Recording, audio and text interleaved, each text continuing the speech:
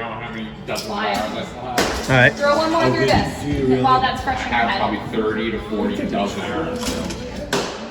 This is the moment of truth right now, Steve. I just had the opportunity to watch a real hunter do a comparison between two Hoyt bows, the carbon and the aluminum 2025 bows for this year. One was the Hoyt Carbon RX9 in Ultra, which is a slightly longer bow, and the other one was the Hoyt Alpha AX2. Now, this is going to be a really raw video. It's not like the professionals do, where you look at the speed and the hand shock and using chronographs and naming every single part of the bow and what changed from last year, what changed for this year. It's more of a, kind of get down and dirty, watch some dude in an archery range shoot a bow multiple times, go back and forth, watch him kind of struggle in his decision, and fortunately have some experts helping out, making sure his draw length is exactly right, making sure that when he draws the bow, he's comfortable with each angle of it. It's not always an easy thing to do. It could be intimidating. The archery shop may not want to make these changes for you. Fortunately, again, we had some great bow techs there. Not bow tech, the bow, but bow technicians helping us out. And, I'm happy to say I know what, my bow is. You're looking at a Hoyt RX9 Ultra. That's what I shoot. But this individual's got to make a decision. Well, he doesn't have to make a decision, but he'll figure it out himself. And I just want to apologize for stepping and talking over people and things like that. You know what? I don't actually apologize for it. It's real life. So take a look at it. Tell me what you think. And let me know if it was too raw for you or something you want to see again. Thanks, guys and gals. Yeah, go ahead. All right, we got Steve and Deanna here. I got some questions on how to buy a bow. So what's happening right now is we're looking at a bunch of bows. We happen to have the Hoyt rep here. We have Deanna, who's a specialist in bows and helping us out and telling us what Steve needs. He's an accomplished hunter and has used a bunch of other bows in the past. But today we're trying to move him into a Hoyt. Obviously, if he doesn't like it, he can go back to his Matthews. But we're going to give it a shot today and see what the differences are with the new 2025 Hoyt RX9s between it's a 30-inch and a 33.5. Yeah, so he's going through the aluminum AX2 at the 30-inch and the RX9 Ultra. So a little bit longer axle to axle. He does have a 30-inch draw length, so that's kind of what we're going to tell him is a little bit of a better option for that string angle, but he's going to give them both a shot and see what feels better in his hand. Okay, sounds good. We're going to hit pause now, and Steve, as you shoot, we'll take a couple of shots on you. Hope it doesn't make you nervous, bud. All right, Dan, what's he shooting now? He is shooting an AX2 in the 30-inch axle to axle. Okay, that's the aluminum bow? That is their aluminum bow. He's shooting it at 30 inches, 60 pounds. That's almost the exact same thing that he said. See, that I didn't realize that. All right, Steve, we often ask about how much shock is in the bow. People talk about speed. One more time? All right. People will talk about speed. People talk about vibration. All kinds of different things when we talk about bows. But I think it's more about comfort than anything else. So that bow looks a little bit short for you. Not coming all the way to that anchor plane. Yep. And there's just a little bit of shock in my palm. Okay. All right, we're going to pause in a second and come back. 13/11/16 actually. What's on deck, Deanna? All right, so this is the RX9 Ultra, 30.25 draw length, 60 pounds. So feel that roll over when you hit that back wall. Yeah, that's way better. That was much smoother. Spitting out of that thing. Take another shot here. More comfortable in the hand, Steve? Yeah. So really when you draw back, pay attention, put your arm out, feel that roll over and how it goes into that back wall. So nice and smooth. Just trying to go a little bit slower. That was probably. Steve, you're coming out of a Matthews. How does it feel against your Matthews? It's much smoother than the Matthews. The Matthews is when you roll over, it's just hard. Not hard to roll it over, but Once it breaks, you really jerk back. All right. And Steve is a hunter, and it matters how hard that rollover is when you're pulling a bow in a tree. Everyone's got their own opinion. This is real stuff right now in an archery range. Nice. Comfortable? Yeah. I like it. These do run a little long. Hoyt runs a little more true. So Deanna, what's so special about the draw lengths on these RX9s? They are 1/4-inch increments, so we can specialize it to fit everybody. So get that nose to that string. So you're dipping a little bit. I'm dipping a lot. Definitely we want to make it a little bit longer. But we can do that. So we can change his bow at 1/4-inch draw length increments. How's the let off? It's a big deal for comfort. It's good. Can you let off a little more? No. But I can make it a harder stop. You can control hard or very hard on that draw stop. That rotates. But I do think we should go a little bit longer. I like to stay pressed up against my back wall. You like a nice hard solid back wall? Yeah. I think we should try the draw length a little bit longer. What do you think? Yeah. Yeah? I'm okay with that. Whatever they'll show. I might buy one of these RSCs. All right, Deanna, we're gonna adjust the draw length by 1/4 inch right now. I like it there. Although she's an expert, it just seems quite easy to be able to do this.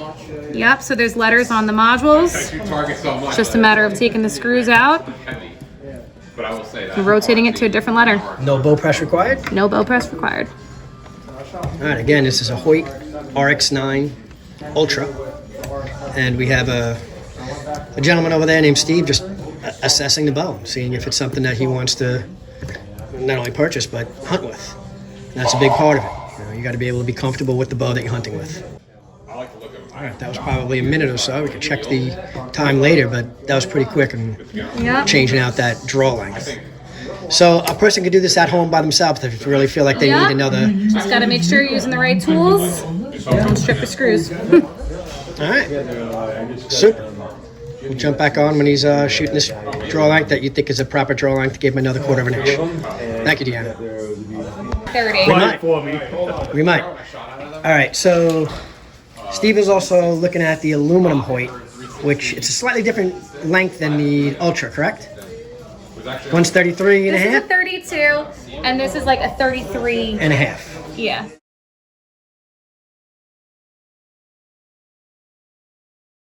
And a bit. Okay, so it's slightly shorter. There's a big difference in price between these two bows. Oh, yeah. And that's likely what's going to drive a decision. But overall, they have a very similar cam, very similar, cable layout. And there's something new for 2025. There's a yoke system on a Hoyt. And we haven't seen one of those in quite a number of years. But happy to see it. It balances the cam, stops cam lean, I should say. So when you want to go find a bow and shop for a bow, this is what you got to do. You have to have things set exactly to your draw length. You have people that know exactly what they're doing helping you out. And you got to be able to try each bow, not just have somebody put a bow in your hand and say good luck. I've had that done. Yeah, I've had that done and been unhappy for a long time. It's kind of like you buy a Ford truck and you buy a Chevy truck. And you never really say that you don't like either one of them until you sell it. So right now it matters that you buy the right truck and you buy the right bow. The answer is Chevy. I'm a Chevy guy too, but we got too many Ford guys out there that are going to give us crap for this. I'm going to say hello for myself for a second. Like I said, trying to buy a bow could be an uncomfortable situation. Walking into a bow shop, they may not want to adjust it to your draw length. They may not want to give you the opportunity to shoot all the different bows. It's important that you do. It's a really big deal to know how your body, dynamic, how long your draw is, all these things that a pro should be able to tell you. But again, shooting the bow and how comfortable it is in your hands is the most important. All right, Steve's back with the RX9, and they increased the draw length by 1/4 inch. Shooting 30 and a half. It's 30 and a half? UPS is that normal? Yeah. Ours though is at noon. Looks better for length. How'd the draw feel with the slightly different draw length? About the same. About the same. Okay, but comfortable. But it's a little. I'm more into my anchor point. Good. Yeah, she probably said, keep going with it. drawing it with no problem at all. Just let you know there's a 10 o'clock. What was the poundage on that bow, Steve? 60. Okay. So that's less than what you normally shoot. That's just a little bit less. Now they say that this bow, a 70-pound bow draws like a 70-pound bow draws like 60. That's their claim to fame right now. How does it feel? Does this feel like? It does feel a little bit less than my Matthews. I'm shooting about 62 pounds on the Matthews. Okay, so it's And this feels just a little bit less. okay. It's not that much less. And great bow. Matthews, you have a V3X. Yeah, 33 inch. 33 inch. Okay, so comparable bow. That bow is probably 3 years old, I would say. The Matthews, and this is brand new. How's that one feeling? How's that drawing feeling? It's better. Better? Yeah. Okay, I set this one up, same drawing. That nose? Remember, I didn't know who you was. Alright. Laser axle, aluminum riser, same cams. This is a big deal now. He's going from a carbon riser to an aluminum riser. Same cams, same drawing, same drawing. I think there's about a $500 price difference between the two. And, really, how's it going to feel in the hand? And how's it going to feel in the shot? It's going to make a difference. And is it a $500 difference? Oh my God, that was funny. I went from Ralph the hypnotist to go see Jeff and freaking. Getting tired. You see, no, that was a different draw. That was weird. That something was different on the back wall. Okay. Level hypnotist. I said, no, is this where all the magic happens? I'm not coming in. Big. Oh my God. 85 let off? I don't know. 85 let off. That's the same as that? Same as this. I don't know if I can. Right off that back wall like that. Oh, Jesus, did you do some business? If I had the choice of doing a lot of business and wearing. There you go, that drawing. I don't remember that. No, I'm going to speak for Steve right now. He's thinking this bow draws harder than the other bow. I thought it was just. Tell by his reaction on that. No, I've always been. And then the barbecues. How do you do on the barbecues? He advertised he had barbecues at one point. Where was it? At CB. That last one seemed a little smoother, Steve, that last draw. It was almost like the first one you weren't anticipating when it was going to roll over. Same exact cam. Just different configuration of the riser. Can you feel it in the hand at all? I don't feel much vibration. What about weight? Do you really feel much of a difference in the weight? This is definitely just a little bit heavier. You can feel it. Eric, you remember our arrow wall, right? But the weight of my Matthews. The only slanted wall.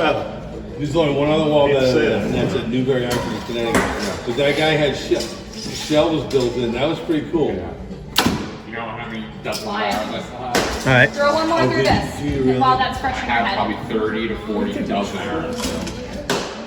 This is the moment of truth right now, Steve.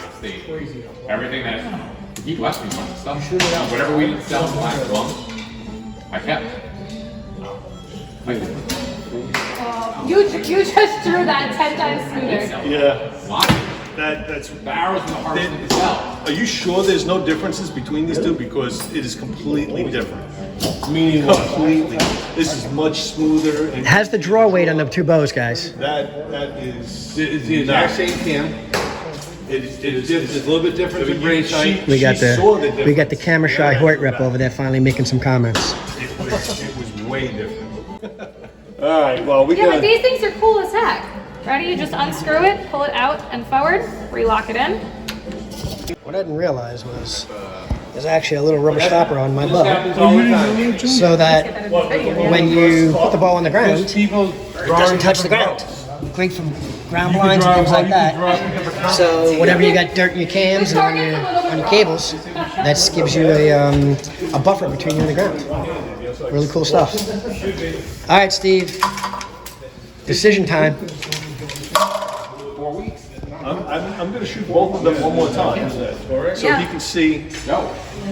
how I look. You know, it doesn't matter. Steve, Anyone thinks besides you. I saw it. I saw the difference in the rollover of the bow and how it bounced off your arm. I know there's a lot of things with a bow, but I can tell you, I saw the difference. Yeah. All right, we'll take 2 more shots and call it a day. Yep, clear to shoot. we're just doing right now is trying the aluminum bow one more time here to see if the difference he feels in the cam rollover is real. I got one or more in there. They're probably on the bow somewhere. And then. All right, this is the Hoyt RX9 carbon bow, comparable to what he just shot. Just again, carbon. Everything else should be identical.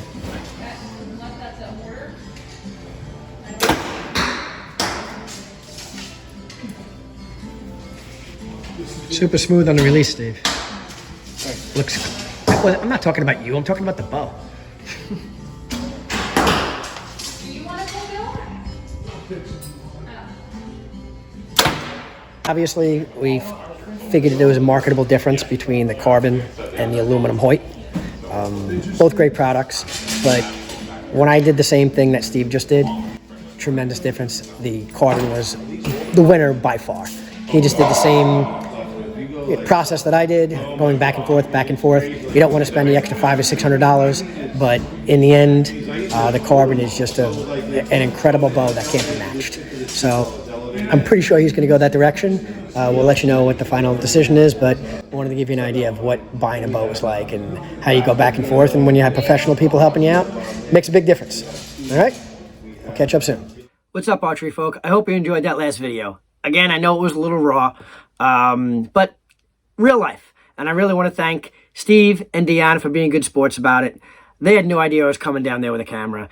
And they continued through the process. Steve shot the bow, everybody watching, us filming. And in the end, he chose the RX9 Ultra carbon bow. This is mine. He bought another one in some special color he had to order. But really cool experience. Thanks for hanging in there with us. And I hope you enjoyed it. I hope you got to see what, real life works out as. Talk to you soon.